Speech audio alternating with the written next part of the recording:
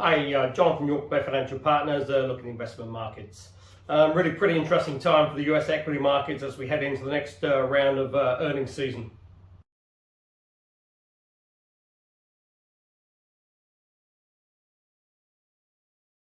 Now, obviously, the big thing here will be to see how companies are coping with the inflationary pressures coming through.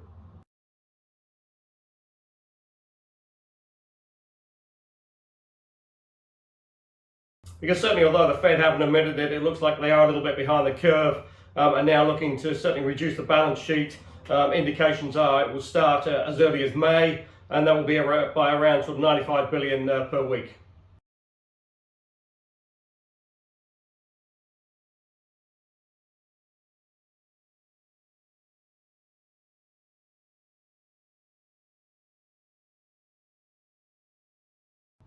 And obviously accompanying that is going to be some rate hikes, and it's just going to be very interesting to see how that sort of plays through. Market is pricing in a sort of Fed funds rate by year end of around sort of 2.25.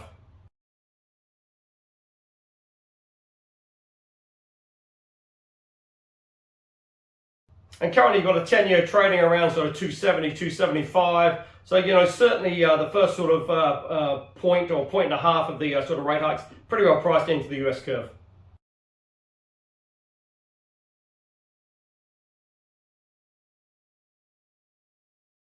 So looking at it, potentially you're looking at sort of a hike pretty much every Fed meeting. Now, we haven't seen a rate tightening cycle like that since 1994.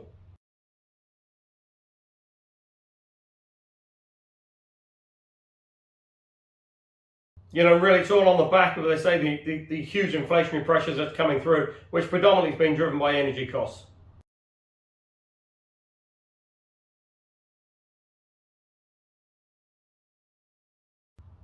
And that's obviously been sparked by the Russian invasion into Ukraine.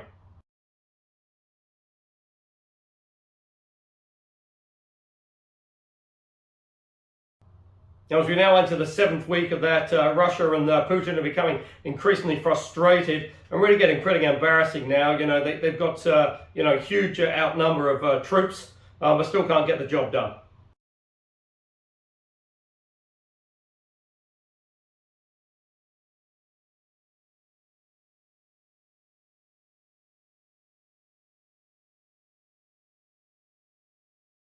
That has now forced them to sort of pull back and really concentrate on eastern Ukraine and that sort of Donbass area.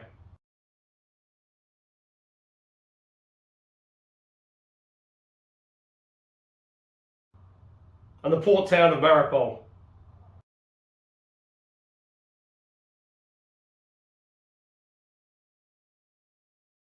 Now, certainly if Mariupol was to fall, that would give Russia potentially around sort of 75% control of the Ukrainian coast.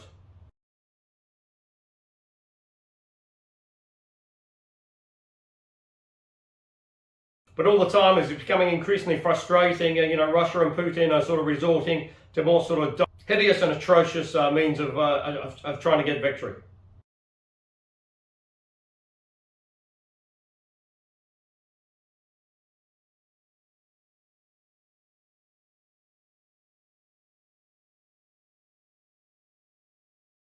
And indeed, one of the latest commentaries from Putin was really farcical, trying to blame the atrocities in Bucha on British special forces that committed these and then staged them, filmed them, and then put them out to the wider media.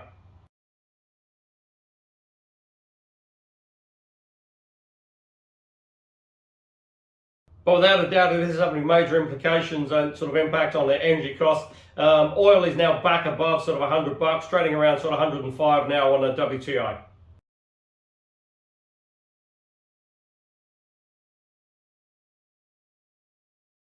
That knock-on effect really globally. UK inflation is now above 7%.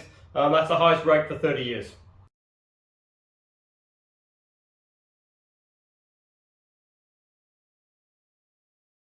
Now, all the time, Prime Minister Johnson is trying to sort of maintain a statesman-like composure, having been fined for lockdown breaches.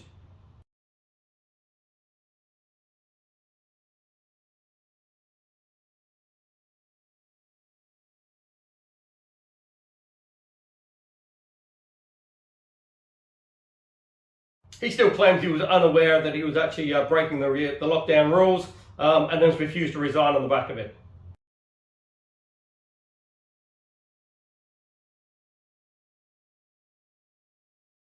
In Europe, on top of the refugee crisis, the sort of ongoing COVID, and obviously the inflation implications, we've got an election coming up in France, and that's going to be very interesting to see how Macron gets on against Marine Le Pen, the right-wing candidate.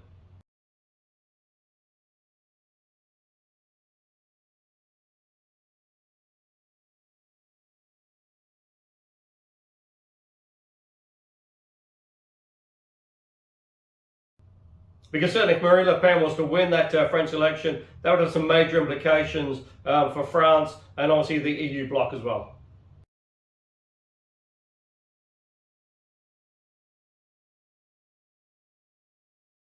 Also got an election coming up in Australia as well in May. And, sort of the election campaigning didn't really get off to a great start for Labor. Their candidate didn't know what the official cash rate was or the unemployment rate.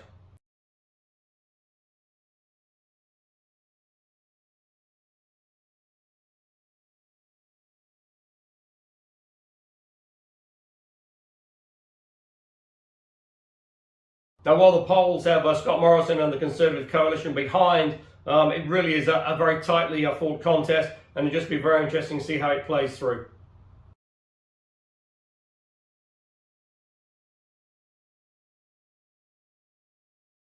But certainly at present, Labor haven't covered themselves in any glory.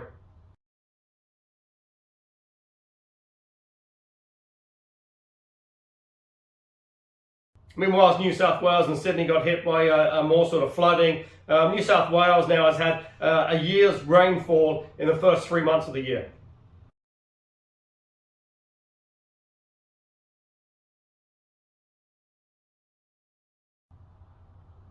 Again, the sort of irony of that, there's still certain areas in Australia that haven't had any decent rainfall for 5 or 6 years.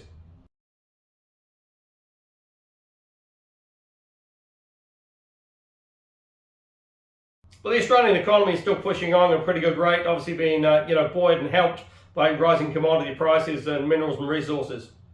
And adding to that, with the sort of early opening of the borders as well, the Australian economy looks in pretty reasonable shape.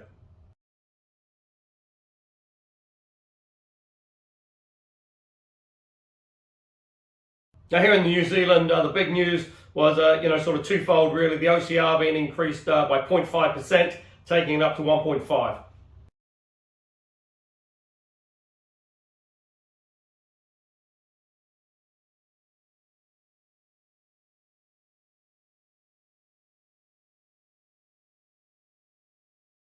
That's a pretty big increase, and still sort of target for year end is looking around sort of 2.5 for the OCR.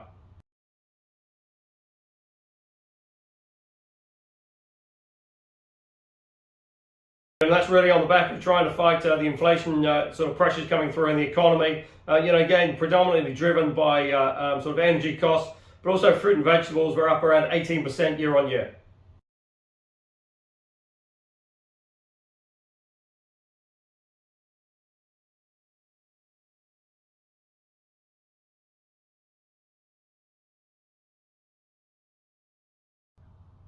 Now, some economists and analysts have pointed out that by raising the OCR is not going to sort of bring down the cost of fruit and vegetables.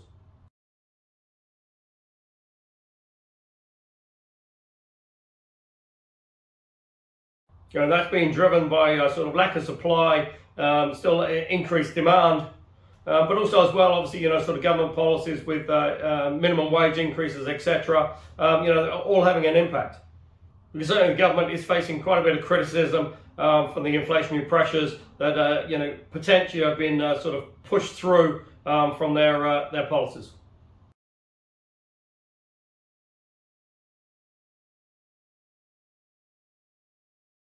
And again here now, with sort of 18 months to go before the next election in New Zealand, it's starting to get pretty interesting because certainly the government appear to be sort of struggling, and the main sort of criticism is that they are just out of touch with the general public in New Zealand.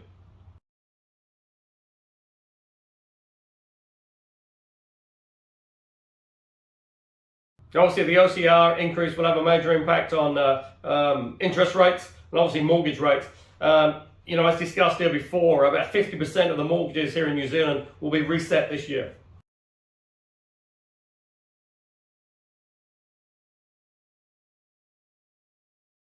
And they will be reset at substantially higher rates than currently they're fixed at.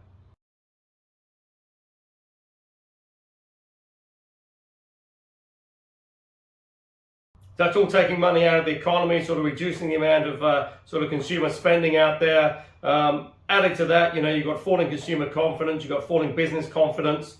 Potentially, as discussed, you could make a case for a rate cut towards year end.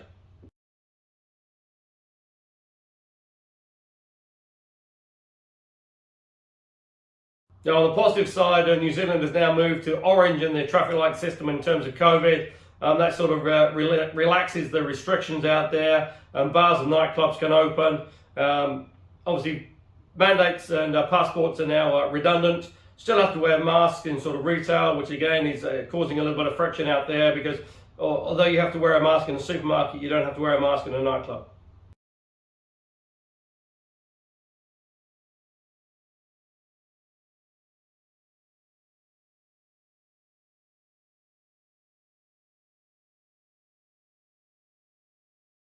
Well, the border's being opened this week as well to Australian visitors. It's just going to be very interesting to see the number that actually come through, especially as we head into the school holidays.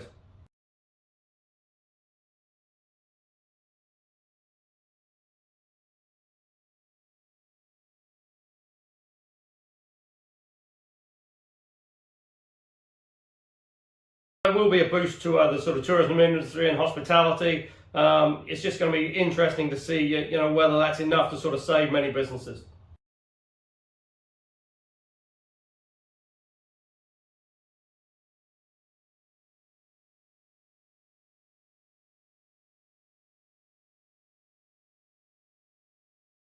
Also, we have the Air New Zealand rights offer. So if you've got those rights, you get the opportunity to buy 2 shares at 53 cents.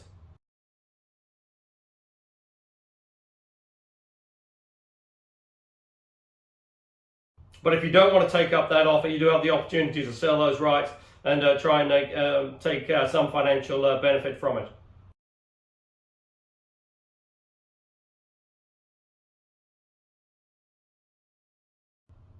Good time to be checking that KiwiSaver balances as well to make sure you've contributed enough to get the maximum government contribution.